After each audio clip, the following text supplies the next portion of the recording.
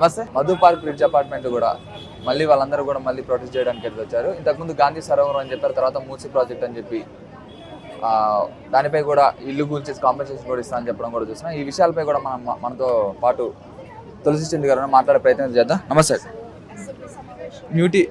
మూసీ సుందరీకరణ అని చెప్పారు, అలాగే గాంధీ సరోవరం అని చెప్పి మళ్ళీ మాటలు మార్చే ప్రయత్నం అయితే చేస్తున్నారు. ఈ అపార్ట్మెంట్లో వాసన ఉన్న వాళ్ళందరూ కూడా 8 సంవత్సరాల నుంచి కావచ్చు, 10 సంవత్సరాల క్రితం నుంచి కూడా ఉన్న వాళ్ళు ఉన్నారు. మరి వాళ్ళందరికీ ఎట్లా పర్మిషన్స్ వచ్చినాయి? వాళ్ళు అప్పుడు ఉన్నా కానీ మళ్ళీ ఇప్పుడు ఇదైతే కూల్చేస్తా అంటున్నారు. ఎట్లా చూసుకోవచ్చు? ఇది యాక్చువల్గా 2004లో అన్ని గవర్నమెంట్ పర్మిషన్స్తో ఈ అపార్ట్మెంట్ కట్టారండి. 2012లో అండ్ 10లో ఫస్ట్ బఫర్ జోన్స్ ఫిక్స్ అయ్యాయి హైదరాబాద్లో. తర్వాత 2012లో వాటిని కొంచెం మార్చారు ఆ బఫర్ జోన్స్ని. అంటే 2004లో అప్పుడుండే కాంగ్రెస్ గవర్నమెంటే పర్మిషన్స్ ఇచ్చింది. సో అప్పుడు కన్స్ట్రక్ట్ చేసిన అపార్ట్మెంట్కి 2012లో తీసుకొని వచ్చిన ఒక రూల్ అనేది ఎట్లా అప్లికబుల్ అవుతుంది అనేది ఇక్కడ ఉన్న వాళ్ళ ప్రశ్న. అది ఒకటి. రెండోది ఏంటంటే ఇది ఇప్పుడు గవర్నమెంట్ చెప్తున్న 50 మీటర్స్ బఫర్ జోన్ అనేది కూడా ఈ అపార్ట్మెంట్కి అప్లికబుల్ కాదు అనేది మా రెండో వాదన. ఎందుకంటే ఇక్కడ పక్కన వెళ్ళేది ఈసా, ఇది రివలెట్. దీంట్లో 365 రోజులు వాటర్ ఉండవు, సంవత్సరం అంతా వాటర్ ఉండవు, సంవత్సరంలో ఒక నెల రోజులు కూడా ఉండవు ఫుల్గా. సో ఎప్పుడైతే గండిపేట గేట్లు ఎత్తుతారో అప్పుడు మాత్రమే ఎక్కువ ఫ్లో ఉంటుంది. ఎంత ఫ్లో ఉన్నా కూడా మా అపార్ట్మెంట్ గేట్ దాకా కూడా రావు, ఆ రోడ్డు దాకా కూడా వాటర్ ఎప్పుడు తాకవు. కాబట్టి ఒక రివలెట్కి 50 మీటర్స్ బఫర్ జోనే అప్లికబుల్ కాదు, 30 మీటర్స్ బఫర్ జోన్లో ఉంటుంది. సో మేము వాటిని కన్సిడర్ చేసి 2004లో వీటన్నిటిని దృష్టిలో పెట్టుకొని అప్పుడుండే బిల్డర్ దీనికి పర్మిషన్స్ తీసుకున్నారు.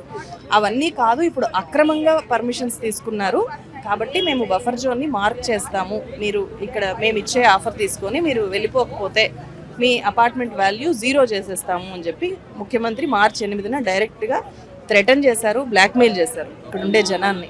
సో దాంట్లో ఇంటర్నల్గా అర్థం చేసుకోవాల్సిన ఇంకొక ముఖ్యమైన విషయం ఏంటంటే, అంటే ఈ అపార్ట్మెంట్ని ఇలాగే వదిలేసి బఫర్ జోన్ మేము మార్క్ చేస్తాము అని కదా చెప్పారు. సో మీరు బఫర్ జోన్ మార్క్ చేస్తారా లేదా అనేది తర్వాత విషయం, అది పక్కన పెడదాం. ఈరోజు మీరు కాకపోతే రేపు ఇంకో గవర్నమెంట్ వస్తుంది, ఆ మార్కింగ్ తీసేస్తుంది అనుకోండి. ఇక్కడ అర్థం చేసుకోవాల్సింది ఏంటంటే బఫర్ జోన్ అనే దాంతో సంబంధం లేకుండా కూడా ఈ అపార్ట్మెంట్ని కదిలించకుండా కూడా మీరు కట్టుకోగలుగుతారు. ముఖ్యమంత్రి చెప్తున్నాడు మిమ్మల్ని మార్క్ చేసి వదిలేస్తాము, మేము కట్టుకుంటామని చెప్తున్నాడు. మరి అదే చేయండి అని చెప్తున్నాం మేము. మీరు అదే చేయండి. మీరు మధ్యలో మమ్మల్ని ఎందుకు థ్రెటన్ చేస్తున్నారు, మమ్మల్ని ఎందుకు బ్లాక్మెయిల్ చేస్తున్నారు? వీళ్ళందరూ కూడా అక్రమంగా వచ్చిన వాళ్ళు కాదు, అక్రమంగా కట్టిన ప్రాజెక్ట్ కాదు. ఇది చాలా పెద్దదండి, చాలా పెద్ద అపార్ట్మెంట్. ఇది ఇంత పెద్ద కన్స్ట్రక్షన్ మళ్ళీ గవర్నమెంట్ చేసి ఇవ్వడము అనేది అసాధ్యం, అది అంత తేలిక కాదు. అండ్ ముఖ్యమంత్రి నా అక్కడ జర్నలిస్ట్ ఫ్రెండ్స్ ఉంటారు కాబట్టి వాళ్ళకేదో నేను మెయిల్ చేయాలి అని చెప్పి కూడా ఒక మాట మాట్లాడారు. అది కూడా అస్సలు కరెక్ట్ కాదు. అంటే నువ్వు జర్నలిస్టులకు ఒక న్యాయం చేస్తావు, సాధారణ ప్రజలకు ఒక న్యాయం చేస్తావా? జర్నలిస్టులకు ఎందుకు కావాలి? జర్నలిస్టులకి ప్రత్యేకమైన రిజర్వేషన్స్, ప్రత్యేకమైన కన్సిడరేషన్స్ అక్కర్లేదు.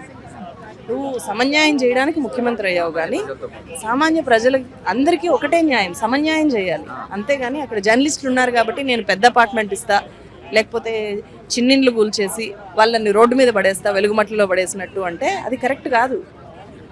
ప్రభుత్వం వచ్చిన కానుంచి ఎంతో మంది ప్రజలందరూ కూడా సఫర్ అవుతున్న పరిస్థితి కూడా ఉన్నారు. చూసుకుంటే వెలుగుమట్ల కావచ్చు, ఈ కుమ్మరి జాతరలో ఉన్న ఒక చిన్న పాప ఇష్యూ కావచ్చు, ఇప్పుడు చూసుకున్న Madhu park bridge apartment HYDRAA తీసుకొచ్చి ఎంతో మంది ప్రజలందరూ కూడా బాధపడుతూనే ఉన్నారు.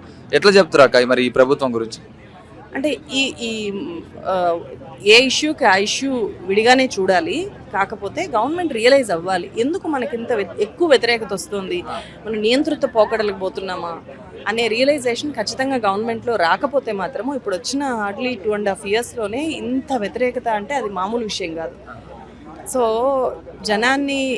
జనంలో ఉండే వ్యతిరేకత పెంచుకుంటూ వెళ్తే ఏమవుతుందో గవర్నమెంట్కి తెలియదేం కాదు. బట్ ఒకసారి చెక్ చేసుకోవాలి అని మాత్రమే చెప్తాను. ఎందుకంటే ఇది అన్యాయం జరిగేటప్పుడు నువ్వు నోరు మూసుకొని ఉండాలి అంటే ఎవరు ఊరుకుంటారు? నువ్వు వాతలు పెడుతూ నువ్వు సౌండ్ చేయొద్దు, అరవద్దు అంటే ఊరుకోరు కదా ఎవరు. సో అది చెప్తోంది, అట్లా గవర్నమెంట్ చెప్తోంది, మేము మిమ్మల్ని కొరడాలతో కొడతాము, వాతలు పెడతాము, కానీ మీరు మాత్రం సౌండ్ చేయకండి, అరవకండి, నోరు మూసుకొని ఉండండి అంటే ఎక్కడైనా సరే, అది వెలుగుమట్లలో అయినా ఎక్కడైనా సరే అది సాధ్యం కాదు. అభివృద్ధి చేద్దామంటే ఎవరో ఒకరు అడ్డుకుంటూనే ఉన్నాయి, ఏదో ఒక శక్తులు వచ్చి అడ్డుకుంటూనే ఉన్నాయి. మరి అభివృద్ధి చేయకుండా ఉండమంటారా అని చెప్పి కూడా కొన్ని వ్యాఖ్యలు అయితే చేశారు సీఎం రేవంత్ రెడ్డి గారు. మరి దీన్ని ఎలా చూసుకుంటారు? ఇప్పుడు మూసీ ప్రక్షాళన అనేది ఈరోజు కాదండి, అది చంద్రబాబు నాయుడు గవర్నమెంట్ ఉన్నప్పుడు 90s నందనవనం ప్రాజెక్టు టేకప్ చేశారు.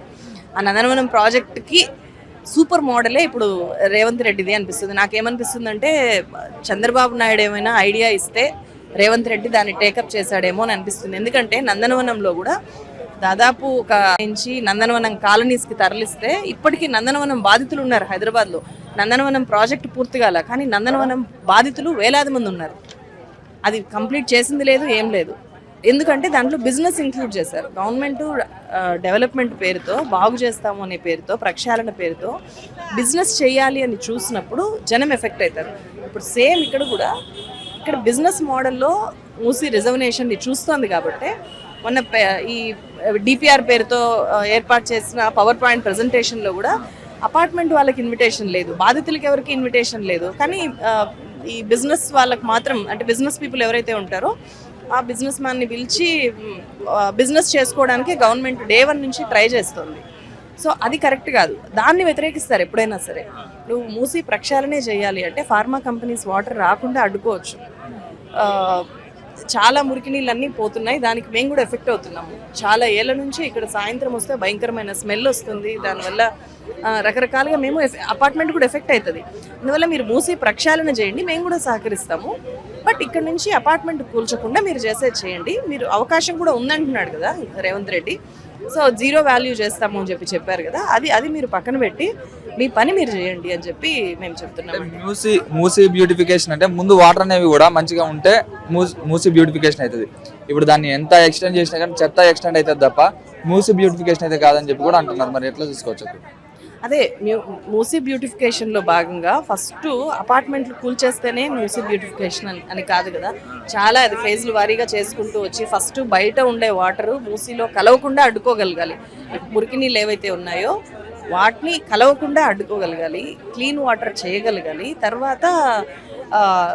తర్వాత బ్యూటిఫై చేయగలగాలి. ఆ బ్యూటిఫై చేయడం కూడా ఎప్పటి నుంచో ఉండే ఇలాంటి అపార్ట్మెంట్స్ కాకుండా ఏ రకంగానూ ప్రాజెక్ట్కి ఎఫెక్ట్ అవ్వని ఇలాంటి వాటిని కూల్చాలి అని చూడడము అనేది కరెక్ట్ కాదు. గాంధీ సరోవరం అయితే కడదాం అనుకుంటున్నారు, గాంధీ విగ్రహాన్ని కూడా పెడదాం అనుకుంటున్నారు. పెట్టడం వల్ల ఎంతో ఇక్కడ మొత్తం టూరిస్ట్ ప్లేస్ అవుతుంది, ఎంతో మంది షాపులు పెట్టుకుంటారు, ఎంతో మంది బతుకుతారని చెప్పి కూడా అంటున్నారు. మరి అవి వాటికి ఎప్పుడు అపార్ట్మెంట్ ఏమీ వ్యతిరేకం కాదండి. అది కట్టడానికి గాంధీ విగ్రహాన్ని పెట్టినా కూడా ఇప్పుడు గాంధీ విగ్రహం అనేది ఒక బిజినెస్ మోడల్లో చూస్తే అది గాంధీ మనవడికే నచ్చలేదు అపార్ట్మెంట్ వాళ్ళ అభిప్రాయం. తర్వాత గాంధీ మనవడి తుషార్ గాంధీనే మా తాత పేరుతో మీరు రాజకీయాలు చేయకండి, మీరు మా తాత పేరును ఉపయోగించుకోకండి, బాపు దీన్ని అస్సలు యాక్సెప్ట్ చేయడు ఈ డిస్ట్రక్షన్ని అని చెప్పి ఆయన ట్వీట్ చేశారు. సో అది దాని మీద అపార్ట్మెంట్ అభిప్రాయాలు. తర్వాత గాంధీ మనవడే గాంధీ విగ్రహాల పేరుతో చేసే పాలిటిక్స్ని వ్యతిరేకిస్తున్నారు. మీరు గాంధీ మీద గౌరవం, అంటే గాంధీ చాలా సామాన్యుడు, సింపుల్గా ఉండే వ్యక్తి, బట్టలు కూడా బట్టలు వేసుకునేంత అలంకరణ కూడా అక్కర్లేదు, నా దేశ ప్రజలందరికీ బట్టలు లేనప్పుడు నాకెందుకు అనేలాగా గోచి పెట్టుకొని తిరిగే గాంధీకి ఇంత అందంగా నేను ఏదో గాంధీని మహాత్ముని చాలా ఎక్కువ బ్యూటిఫై చేసి చూపిస్తాను అని అనుకోవడమే గాంధీని యూజ్ చేసుకోవడం ఇక్కడ. సో గాంధీని యూజ్ చేసుకోవడానికి ఒక జర్నలిస్ట్గా నేను చాలా వ్యతిరేకం. అండ్ నువ్వు మూసీ ప్రక్షాళన చేస్తావా, లేకపోతే దాని చుట్టూ దాని ఒక మంచి ప్లేస్గా మారుస్తావా, అందరూ పిల్లలు పెద్దవాళ్ళు అందరూ ఆహ్లాదంగా గడిపేలాగా చేయడం ఖచ్చితంగా హైదరాబాద్కి జీవనాడి లాంటి మూసీకి అవసరమే. మురికి మూసీ కాకుండా దీన్ని ప్రక్షాళన చేయడం అవసరమే, దాన్ని ఎప్పుడూ వ్యతిరేకించట్లేదు. కానీ ఈ డిస్ట్రక్షన్ని, డెమాలిషన్స్ని మేము వ్యతిరేకిస్తున్నాం. ఫైనల్ అక్క, ఈ ప్రభుత్వం గురించి ఏం చెప్తారు? ఈ దాదాపు 2 సంవత్సరాలు దాటుతుంది, ఈ ప్రభుత్వం చేసిన మంచి పనులు ఏంటి, ఒకవేళ దానివల్ల ఎఫెక్ట్ అయిన పీపుల్స్ కూడా చాలా మంది ఉన్నారు, దాని గురించి ఏం చెప్తారు? అదే గవర్నమెంట్ రివ్యూ చేసుకోవాలి ఇప్పటికైనా. ఎక్కడెక్కడ జనము అంటే రోడ్ల మీదకి రావడమే చాలా ఎక్కువగా చూస్తున్నాం కదా. సో వాటి మీద సీఎం మాట్లాడి అంటే జనాల అభిప్రాయాలు తెలుసుకుంటే బాగుండు అనైతే ఉంది. అంతకుమించి ఏం చెప్తాం మనం? అంటే వ్యతిరేకత చాలా పెద్ద ఎత్తున అయితే పెరుగుతోంది. పెరుగుతున్న వ్యతిరేకత పట్ల అదే గవర్నమెంట్స్ అట్లనే అనుకుంటాయి. మనం వెళ్ళిపోయిన పాలకుల్ని ఎవరిని చూసినా కూడా చరిత్రలో వాళ్ళందరూ శాశ్వతం అనుకునే ఉంటారు, అధికారం శాశ్వతం అనుకునే అనుకుంటారు. అంటే గాంధీ ఫ్యామిలీ కొంచెం డేంజర్ లో ఉంది, 1000 కోట్ల దాకా కూడా మొత్తం కలెక్ట్ చేసి మనం పంపించాలని చెప్పి కూడా అన్నారు రేవంత్ రెడ్డి. దీన్ని ఏ విధంగా తీసుకోవచ్చు? అదే గాంధీ ఫ్యామిలీకి 1000 కోట్లు ఇక్కడ జనాలు ఇవ్వాల్సిన అవసరము ఎందుకు ఉంటుంది? అదే అది అది గట్టిగా ప్రజలందరూ క్వశ్చన్ చేస్తున్నారు కదా.